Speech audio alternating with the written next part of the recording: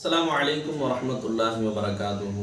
லா இலாஹ இல்லல்லாஹ் முஹம்மதுர் ரசூலுல்லாஹி ஸல்லல்லாஹு அலைஹி வஸல்லம். ஹஸரத் ஹபீப் அஜமி ரஹ்மத்துல்லாஹி அலைஹி எஜமான் அவர்கள் அல்லாஹ்வினுடைய பாதையிலே தர்மம் செய்ததனுடைய முறைகளை பார்த்தால் அது ஒரு தனி அலாதியான முறையாக இருந்தது. ஒருமுறை எஜமான் அவர்கள் ஒரு 10,000 திருகங்களை எடுத்து சென்று தர்மம் செய்துவிட்டு வந்து சொன்னார்கள், ரப்பே, இதற்கு பகரமாக என் நப்சை நான் விலை கொடுத்து வாங்கி விடுகிறேன். இந்த நப்சு எனக்கு இப்பொழுது அடிமையாக ஆகிவிட்டது என்பதாக சொன்னாங்க. அதாவது நப்சுக்கு நான் கட்டுப்படவில்லை, நப்சை என் அடிமையாக நான் ஆக்கிவிட்டேன்.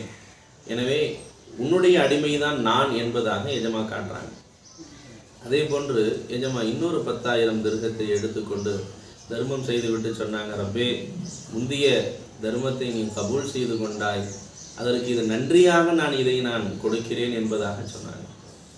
மீண்டும் 10,000 திருகங்களை எடுத்துக்கொண்டு தர்மம் செய்துவிட்டு வந்து சொன்னார்கள், ரப்பே, முதலாவதையும் இரண்டாவதையும் நீ கபூல் செய்யவில்லை என்று சொன்னால் இந்த மூன்றாவது முறை செய்த இதையாவது உன் கருணையினால் நீ ஏற்றுக்கொள் ரப்பே என்பதாக எஜமா சொன்னாங்க.